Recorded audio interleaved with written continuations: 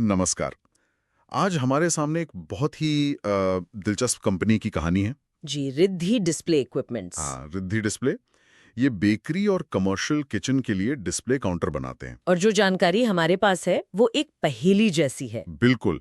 एक तरफ तो आपको जबरदस्त ग्रोथ दिखेगी, जो किसी भी निवेशक को मतलब आकर्षित कर ले। और दूसरी तरफ कुछ ऐसे छिपे हुए जोखिम हैं जो उतनी ही तेजी से सावधान भी करते हैं। तो आज हम इसी पहेली को सुलझाने की कोशिश करेंगे। बिल्कुल शानदार है जितनी कागज पर दिख रही है। चलिए, कहानी के सबसे चमकदार हिस्से से ही शुरू करते हैं।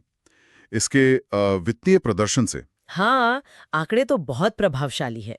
वित्त वर्ष 23 में कंपनी का रेवेन्यू था करीब 17.5 करोड़, जो 2 साल में बढ़कर मतलब वित्त वर्ष 25 में 25 करोड़ हो गया। और ये तो कुछ भी नहीं है।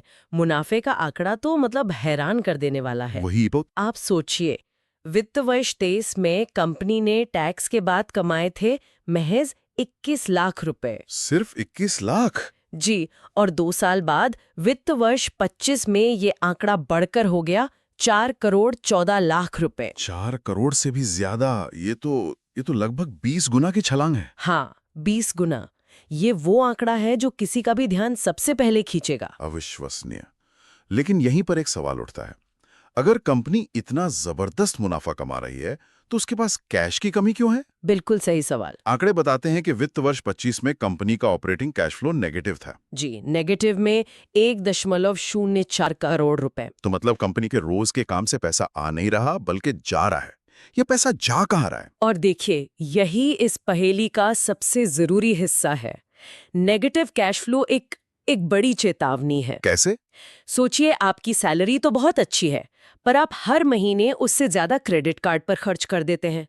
कागज पर तो आप अमीर हैं, पर बैंक में पैसा नहीं है। अच्छा। हो सकता है कंपनी तेजी से व्यापार फैलाने में पैसा लगा रही हो या वर्किंग कैपिटल में कोई दिक्कत हो। लेकिन वजह जो भी हो, लगातार नेगेटिव कैश फ्लो खतरे की घंटी है। तो मुनाफा कागज पर है, कैश हाथ में नहीं। और जब हम थोड़ा और गहरा देखते हैं, तो एक और बात सामने आती है। ग्राहक पर निर्भरता। हाँ, कंपनी की नींव कुछ ही जगहों पर टिकी है। ये एक बहुत बड़ा जोखिम है। वित्त वर्ष 25 में कुल कमाई का 41% से ज्यादा हिस्सा सिर्फ 5 ग्राहकों से आया। सिर्फ 5 ग्राहकों से?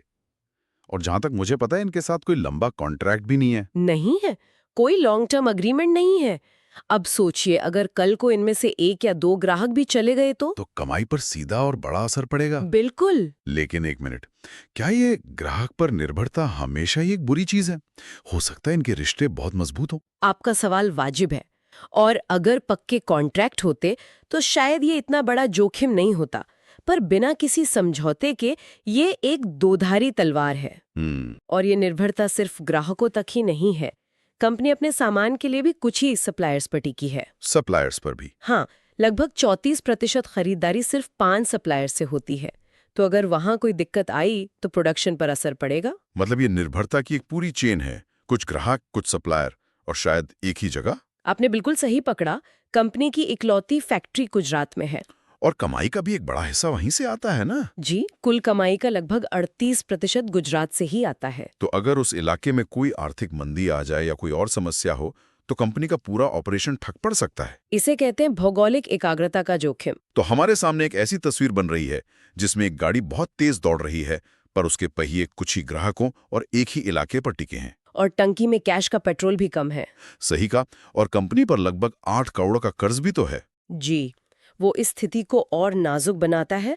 साथ ही हमें ये भी नहीं भूलना चाहिए कि कंपनी और उसके प्रमोटरों पर कुछ कानूनी मामले भी चल रहे हैं। अच्छा, ये भी एक पहलू है। अगर उनका फैसला कंपनी के खिलाफ आता है तो एक और नई मुसीबत खड़ी हो सकती है। तो इन सब बातों का निचोड़ क्या है? एक निवेशक के नजरिए से इसे आखिर कैसे देखा जाए? देखिए, ये classic high growth high risk वाला मामला है।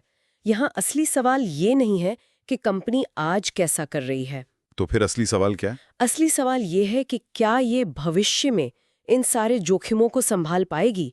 एक निवेशक को ये सोचना है, क्या ये शानदार ग्रोथ सिर्फ एक कागजी कहानी बनकर रह जाएगी या कंपनी अपनी निर्भरता कम करके और कैश फ्लो सुधार कर इसे हकीकत में बदल पाएगी। मतलब असली परीक्षा तो अब शुरू होगी।